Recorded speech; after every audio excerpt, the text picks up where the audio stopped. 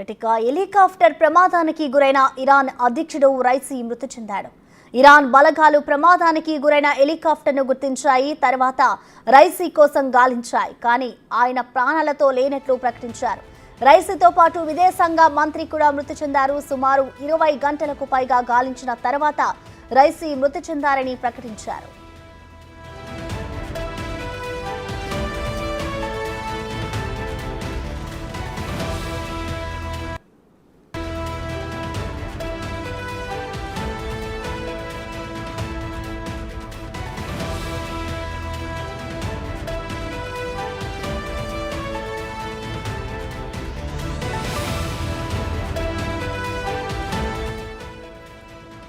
Helicopter ప్రమాదానికి గురైన Iran అధ్యక్షుడు రైసీ మృతి చెందాడు. ఇరాన్ బలగాలు ప్రమాదానికి గురైన హెలికాప్టర్ను గుర్తించాయి.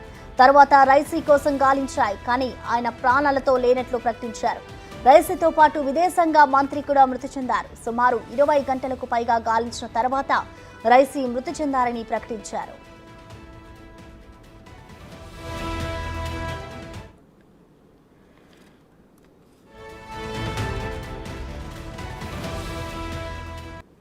ప్రమాదానికి కారణం వాతావరణం అనుకూలించకపోవడమే అని ప్రాథమిక అంచనాకు వచ్చిన ప్రమాదం జరిగిన తీరు పలు అనుమానాలకు దారితీస్తోంది. జోల్ఫా నగర సమీపంలోకి రాగానే రైసీ ప్రయాణిస్తున్న హెలికాప్టర్ ప్రమాదానికి గురైంది.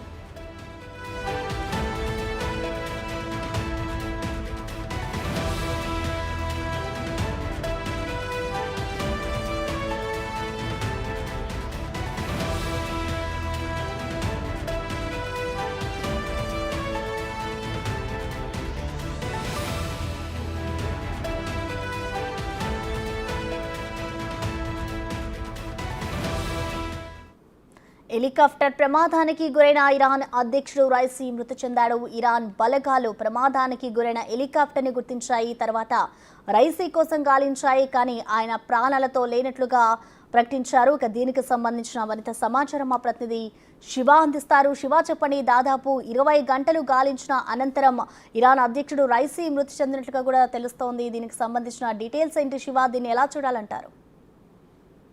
రైట్, నా ప్రశ్న, ఇరాన్ ప్రెసిడెంట్ రైసీ ప్రయాణించిన హెలికాప్టర్ కుప్పకూలిపోవడంతో దాదాపు 24 గంటల పాటు భారీగా సెర్చ్ ఆపరేషన్ చేసిన తర్వాత హెలికాప్టర్ శిథిలాలు అలాగే రైసీ మృతి చెందినట్లుగా, ఇరాన్ ప్రెసిడెంట్ రైసీ మృతి చెందినట్లుగా కూడా ఇబ్రహీం రైసీ మృతి చెందినట్లు భద్రతా బలగాలు తెలియజేశాయి. ఇరాన్ అధ్యక్షుడు రైసీతో పాటు విదేశాంగ శాఖకు సంబంధించిన ప్రతినిధులు కొంతమంది కూడా ఈ హెలికాప్టర్ లో వెళ్తున్న సందర్భంలో విదేశాంగ మంత్రి కూడా మృతి చెందినట్లుగా కూడా అధికార వర్గాలు ధృవీకరించాయి. సుమారు 24 గంటల పాటు కొనసాగించిన సెర్చ్ ఆపరేషన్ అనంతరం ఈ మృతదేహాలను, అలాగే ఈ జోల్ఫా అడవుల్లో హెలికాప్టర్ కూలిందని, అక్కడ అంటే పొగ మంచు కొప్పేయడం వల్ల అక్కడ సహాయక చర్యలకు కానీ అక్కడ సెర్చ్ ఆపరేషన్ కొనసాగించడానికి ఇబ్బందికర వాతావరణం ఏర్పడడంతో అసలు ఏం జరిగిందని మొత్తం 20 గంటల పాటు సెర్చ్ ఆపరేషన్ నిర్వహించిన తర్వాత ఆ హెలికాప్టర్ శిథిలాల కింద చనిపోయి ఉన్న శిథిలమైన బాడీలను కూడా భద్రతా బలగాలు గుర్తించిన అనంతరం ఇబ్రహీం రైసీ మృతి చెందినట్టుగా కూడా అధికారిక వర్గాలు ధృవీకరించాయి. అంటే ఒక కార్యక్రమంలో పాల్గొని తిరిగి వస్తుండగా ఈ ప్రమాదం జరిగినట్లుగా కూడా అధికారులు తెలుపుతున్నారు. వారితో పాటు వచ్చిన మరొక 2 హెలికాప్టర్లు సురక్షితంగా గమ్యస్థానానికి చేరాయని, కానీ ఈ హెలికాప్టర్ ప్రమాదానికి గురవడం పైన కొన్ని అనుమానాలు అయితే వ్యక్తమవుతున్నాయి.